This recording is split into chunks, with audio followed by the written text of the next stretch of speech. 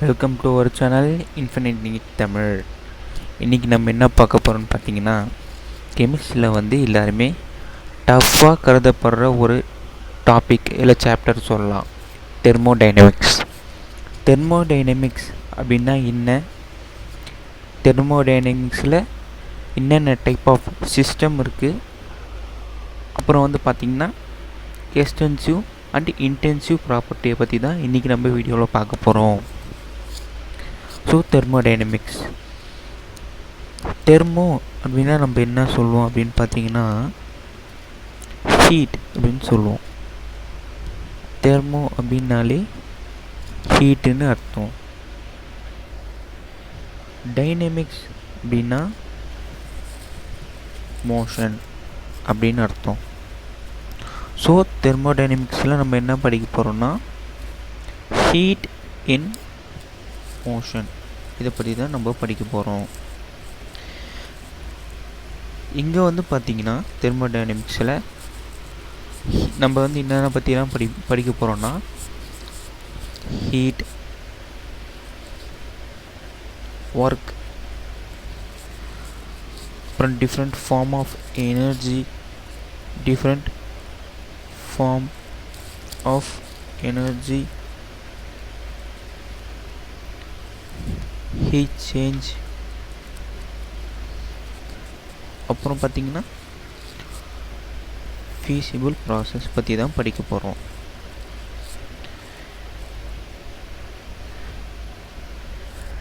தெர்மோடைனமிக்ஸை பொறுத்த வரையும்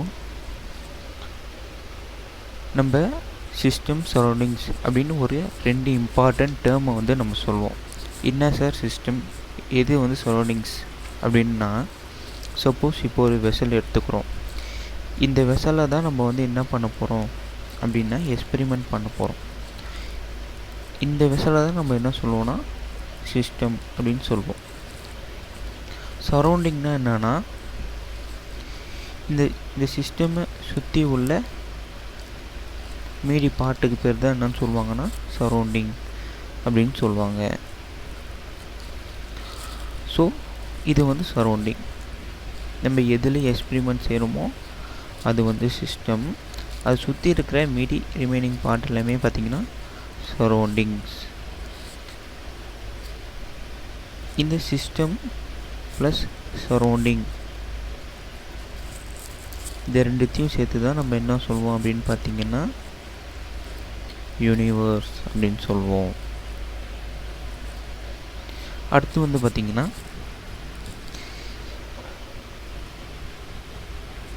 பவுண்ட்ரிஸ்.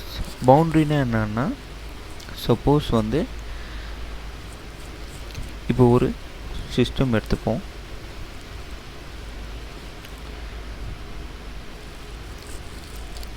இந்த சிஸ்டமில் பவுண்ட்ரி அப்படின்னா என்னென்னா, பவுண்ட்ரினா என்ன சொல்லுவோம், எல்லை அப்படின்னு தான் சொல்லுவோம். எல்லையை தான் நம்ம வந்து என்ன சொல்லுவோம், பவுண்ட்ரி சொல்லுவோம். இது வந்து பார்த்திங்கன்னா சிஸ்டம், கரெக்டாக. இதை சுற்றி உள்ளதெல்லாம் சரௌண்டிங். அப்போ இந்த பவுண்ட்ரினா என்னன்னு பார்த்தீங்கன்னா இதுதான் வந்து பார்த்தீங்கன்னா பவுண்ட்ரி. இதுதான் என்னென்னா பவுண்ட்ரி. இது வந்து என்னென்னா சரௌண்டிங். இந்த பவுண்ட்ரி வந்து பார்த்திங்கன்னா டூ டைப்ஸ் இருக்குது. ஒன்று வந்து பார்த்திங்கன்னா ரிஜிட் பவுண்ட்ரி. ரிஜிட்னா என்னென்னா நம்மளால் வந்து வளைக்க முடியாதது. சப்போஸ் இப்போ ஒரு இரும்பு கம்பி இருக்குன்னா நம்மளால் அதை வந்து என்ன பண்ண முடியாது, வளைக்க முடியாது கையால். அடுத்து வந்து பார்த்திங்கன்னா ஃப்ளெக்சிபிள். ஃப்ளெக்சிபிள்னால் நம்மளால் வளைக்க முடியும்.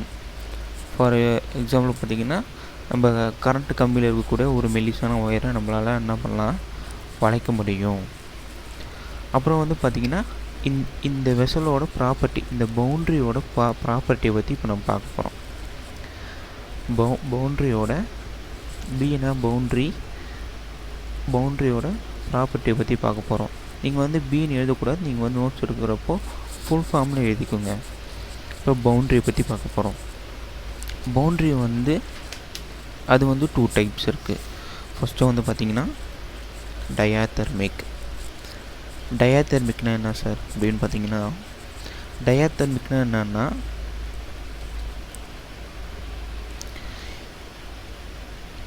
cross heat change easily happens. அதாவது வந்து பார்த்திங்கன்னா கண்டக்டிங். அதாவது இப்போ இந்த வெசலில் பார்த்திங்கன்னா இந்த இடத்துல வந்து ஹீட் வந்து கண்டக்ட் ஆகும்.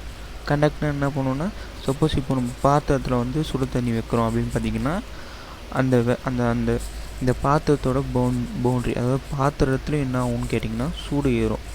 இந்த பாத்திரமும் ஹீட் ஆச்சு அப்படின்னா இதுக்கு பேர் வந்து டயாதெர்மிக் அப்படின்னு சொல்லுவோம். செகண்ட் வந்து பார்த்திங்கன்னா அடியாபேட்டிக். அடியாபேட்டிக்னா என்னென்னா,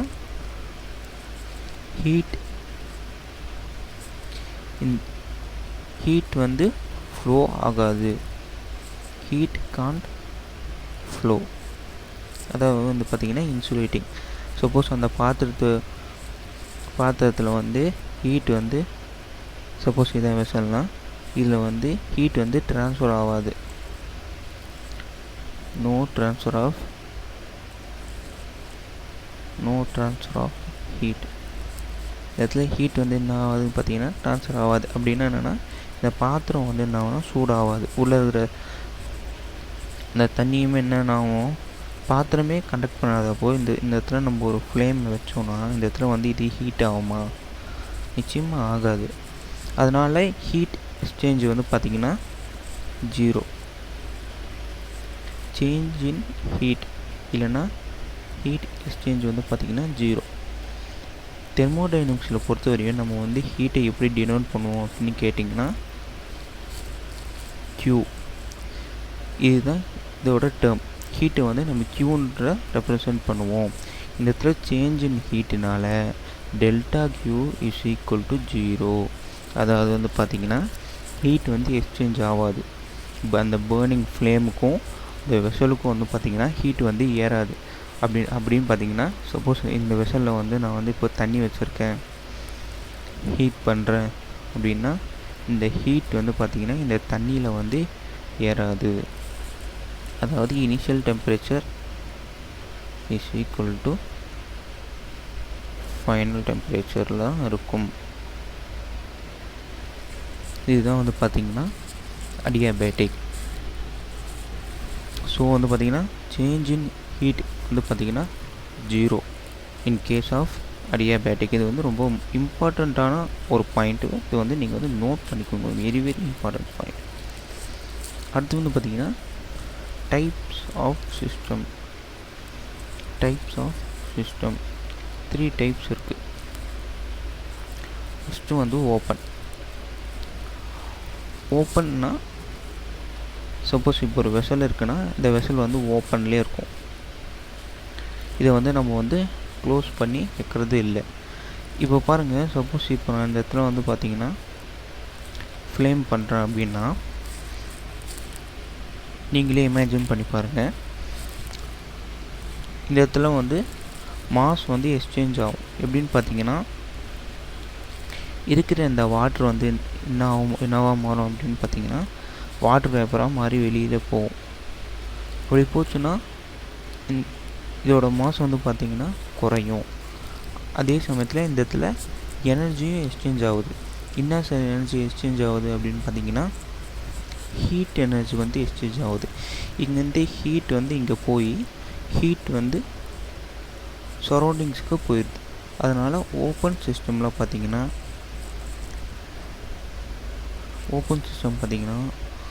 mass and energy exchange happens.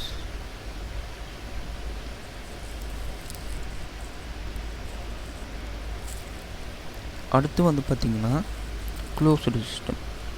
Second type வந்து பார்த்திங்கன்னா க்ளோஸ்டு சிஸ்டம். க்ளோஸ் சிஸ்டம் பார்த்திங்கன்னா, சப்போஸ் இப்போ ஒரு வெசலை வந்து நான் வந்து க்ளோஸ் பண்ணி வச்சுட்டேன். இந்த இடத்துல என்ன ஆகும் பார்த்திங்கன்னா, இப்போ நான் இடத்துல ஹீட் பண்ணுறேன் அப்படின்னா மாஸ் வந்து எக்ஸ்சேஞ்ச் ஆகாது. இதை வந்து இப்போ நான் ஜூம் பண்ணுறேன். இதான் வெசல்னால் இந்த இடத்துல க்ளோஸ் பண்ணிருக்கேன். இது வந்து க்ளோஸ்டு. இப்போது வாட்ரு வந்து என்ன ஆகும் பார்த்திங்கன்னா வாட்ரு வேப்பராக மேலே போகும், இந்த தட்டில் படிஞ்சு திரும்ப என்ன ஆகும் பார்த்திங்கன்னா திரும்பி நமக்கு வாட்டராகவே வரும். அதனால் வந்து என்னென்னா மாஸ் வந்து எக்ஸ்சேஞ்ச் ஆகாது, ஆனால் எனர்ஜி எக்ஸ்சேஞ்ச் ஆகும். எப்படின்னு பார்த்தீங்கன்னா இந்த ஃப்ளேம்லேருந்தே பார்த்தீங்கன்னா இந்த வெசலுக்கு வந்து என்ன ஆகும் பார்த்திங்கன்னா எனர்ஜி போகும். அந்த எனர்ஜி தான் என்ன பண்ணுது, வாட்ரு வந்து வாட்டர் வேப்பராக நமக்கு மாற்றுது. ஸோ அதனால் வந்து பார்த்திங்கன்னா எனர்ஜி வந்து எக்ஸ்சேஞ்ச் ஆகும். அடுத்து வந்து பார்த்திங்கன்னா ஐசோலேட்டட் சிஸ்டம். தேர்டு டைப் வந்து பார்த்திங்கன்னா ஐசோலேட்டட் சிஸ்டம். ஐசோலேட்டட் சிஸ்டம் பொறுத்த வரையும் அடுத்து வந்து பார்த்திங்கன்னா ஐசோலேட்டட் சிஸ்டம். ஐசோலேட்னால் நம்ம இது எதுவுமே பண்ண மாட்டோம், ஹீட்டே பண்ண மாட்டோம், அப்படியே வந்து தண்ணியை வந்து வச்சுருப்போம். நீங்களே பாருங்கள், எதுவுமே பண்ணாதப்போ மாஸ் எக்ஸ்சேஞ்ச் ஆகுமா? There is no mass exchange. அதே சமயத்தில் there is no energy exchange. Energy கொடுக்கறதுக்கே ஒன்றும் இல்லை. ஐசோலேட்டர்னால் நம்ம எதுவுமே டிஸ்டர்பே பண்ணக்கூடாது, அதை வந்து தனியாக எடுத்து வச்சுக்கணும். அதுதான் வந்து பார்த்திங்கன்னா ஐசோலேட்டட். ஸோ ஐசோலேட்டட் சிஸ்டமில் நம்ம எதுவுமே பண்ணாததுனால ஹீட் எக்ஸ்சேஞ்சே இருக்காது, நம்ம ஹீட்டே வைக்கல. ஸோ அதனால் delta Q is equal to 0. இனிஷியலாக தண்ணி எந்த டெம்பரேச்சரில் இருக்கோ அதே டெம்பரேச்சரில் தான் ஃபைனல்லையும் இருக்கும். இந்த வீடியோ உங்களுக்கு பிடிச்சிருந்தது, இல்லை வந்து இந்த வீடியோ வந்து உங்களோட ஸ்டடீஸ்க்கு ஹெல்ப் பண்ணியிருந்தது அப்படின்னா